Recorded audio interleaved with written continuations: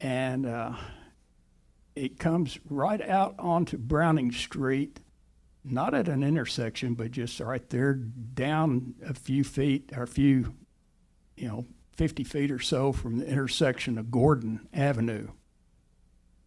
Browning Street, according to my pacing, and I honed that pretty good over my career since I did land surveying, it's 20 feet right there where they're going to be coming out onto Browning. Browning is a narrow street, and you go down to the south end of it is Noel Avenue. At Noel Avenue, when somebody is on Browning Street trying to get out onto Noel, if somebody's on Noel wanting to turn in on Browning, there has to be an accommodation made.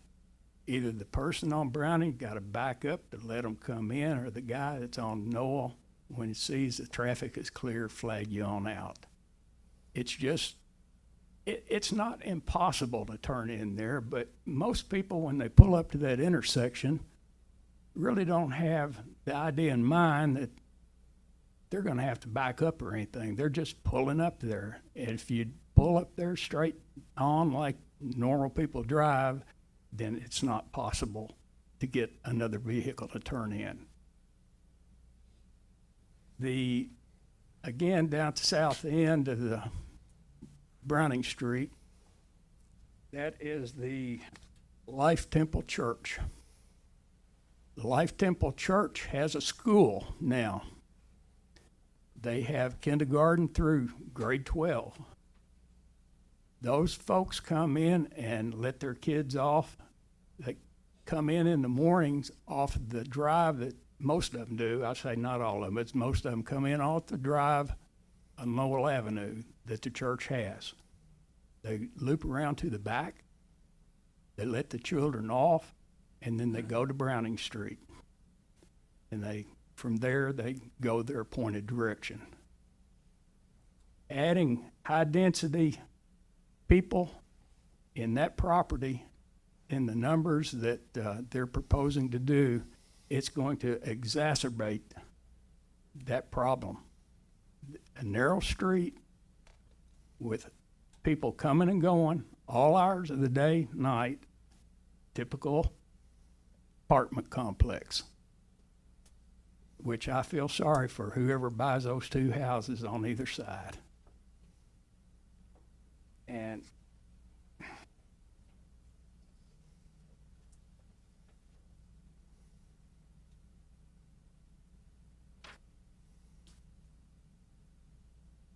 at the Joint Planning Commission, I distinctly remember hearing that the zoning change was necessary in order for the applicant to get the grant to build these. And since, after saying that, and then the discussion was had just as if we're having here tonight, the legal counsel there was Honorable Will Cox. He went through this pretty much the same thing that Mr. Evans did tonight about what was applicable, what wasn't, the conditions that needed to be met to have the zoning changed. And I think it was pretty well at the end of the meeting determined that the medium density met his qualifications to do whatever he wanted to do on that, because in medium density there is what do you call it, conditional use permit, which comes under, allows you to do multifamily. And he could, and the applicant stated it at the meeting that night, he could go on either way. So with that in mind, I think everyone went ahead and voted there's really no need to change this classification, because he can do it either way. He doesn't need the high density to go on with his project. The only thing the high density is going to do is going to accommodate him in his grant. Now, this development of duplexes under medium density fits my qualifications. So that's really all I have to add here tonight, and I appreciate your ear. Thank you. Mr. Kington, if you would just stay by and see if the council has any questions of you, please, Sure. sir. Sure. Here at the last, just to clarify, what I'm understanding you to say is you're essentially objecting to an apartment complex versus what's available right with the current medium density, which is duplexes or single family. And you point to that he could do what he wanted by the current zoning if he then turned around and, with it, his request being denied, sought a conditional use under medium density. But what I guess I'm hearing from you, if I'm correct, is that you would object at that hearing for the conditional use to it being granted, because you don't want an apartment complex. Well, Am I right? You are correct. Okay. I don't want that, but that's not the point I was trying to make. The point I'm trying to make is, regardless of what he decides to do on that property, he can do it with the medium density residential zoning as it is. He changed that. And that's be apartment buildings or duplexes. Makes no difference. Anything else? Mr. Kington, I know you stated you live at 601 Browning Street. Just for informational purposes, in this property, that is going to be the top kind of right-hand corner, and this development would encompass you on two sides, correct? That would be correct. Okay.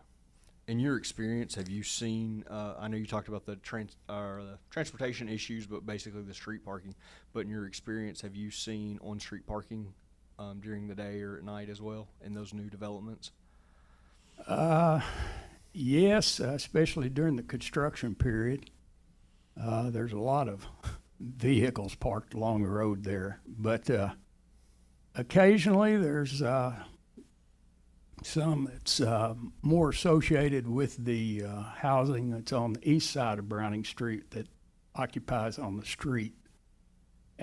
And on that street, somebody's pulled off to the side, parked on the curb, you have a one-lane road.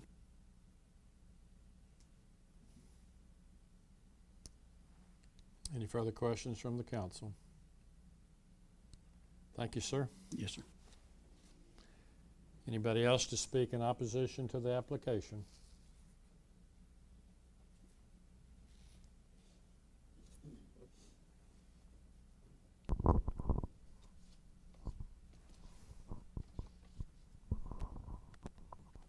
Alan, if you'd state your name for the record, please, sir.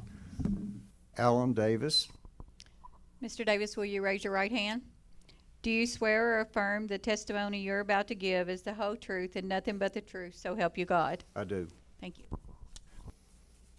My opposition to this development comes twofold. One, over the last about 3 years, there have been 6 new homes built on Browning, and these have ranged from $200,000 to $275,000. All but one of them are sold now. And the neighborhood is developing quite well. And I have to say also, there's been one house that was in bad condition on Browning due to a fire that's been totally rehabbed, and it's probably worth $150,000 or so. So the neighborhood has seen a revival. But Browning Street is 4 foot narrower than what you would permit any developer to put in right now.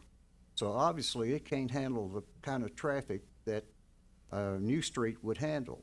But when you look down Browning and you look at what's there, you can also look at the Wyman Gardens that have been built further down Lowell, and that's on the south side of this 10 acres that they have bought. I can't understand why they wouldn't want to be closer to the multifamily and why they're moving totally north away from where there already is multifamily. It doesn't make sense to me that you would ask for a conditional use for 10 acres if you're not going to use 10, if you're only going to use 5. So apparently there's something else there, because you don't need, if you're only using 5, you don't need to get conditional use for the full 10.78 or whatever it is. Also, the funds that they're talking about using comes with a restrictive covenant that will run with the land for a period of 20 years, that nothing but the low income, none of that property can be used for anything but low income.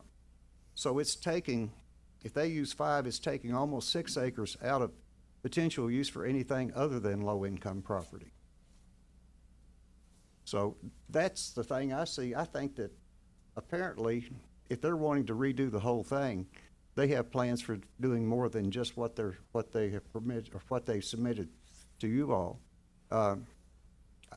The other thing I look at is that if I was developing today, and I've run up against this in the past in Madisonville, if I was developing today, I would not allow, you would not allow me typically put that many people on a one in, one out type street. There's no other way to get out of that other than Browning, and Browning is a below city standard street.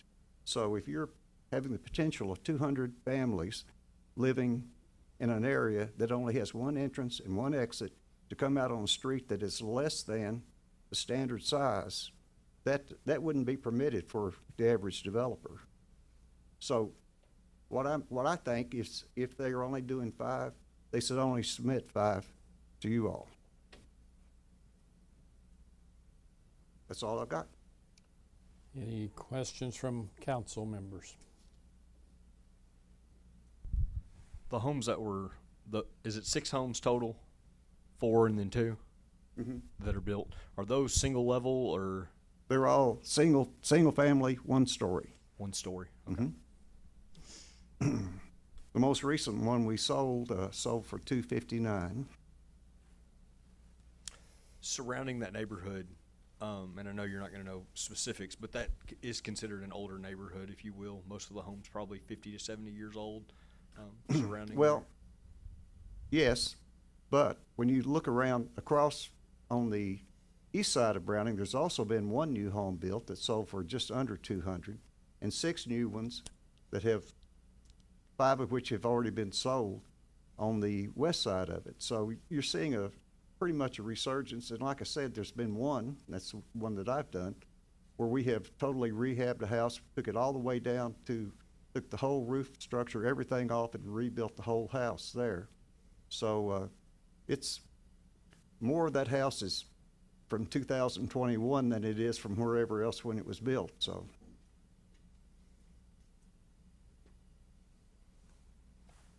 Any other questions for Mr. Davis? Thank you, sir.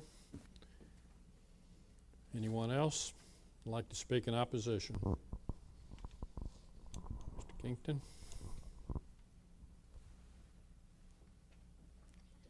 Would you state your name, please? Charles Kington. Mr. Kington, raise your right hand. Do you swear or affirm that the testimony you're about to give is the whole truth and nothing but the truth, so help you God? So help me God. Thank you all for coming down here on a Thursday night. I know it's not the best part of your job or the most enjoyable, and this is probably not an enjoyable situation. Before I start in what is my presentation tonight, I think there were a couple of factual things that were kind of presented, because I don't believe Ms. Todd made a recommendation at the Planning and Zoning Commission. She specifically didn't. She files a staff report, Mr. Kington. That's part of the process before planning and zoning. Am I allowed to retort to that question? Sure. Then, did she state openly in the meeting that she is not making a recommendation? I think she presented it to the Planning and Zoning Commission. Presented what, sir? Her staff recommendation. The staff recommendation was for approval? Yes. Okay. Also in the meeting, Mr. Hall made the comment that if he didn't get this government grant to pay for all the infrastructure, that this was a moot point or a moot issue. I'm just like my cousin Hayes back here. I have no problem with single-family houses and duplexes over there, but I do have a problem with a two-story apartment building 50 feet out my back door, okay? That's just my feeling on it. The history of that land is that it was in my family from 1951 until we had a sale, and I didn't buy it, and I'm still so sorry I didn't. But you got big and deep wide ditches. You're going to have some concerns with stormwater runoff that are going to have to be addressed.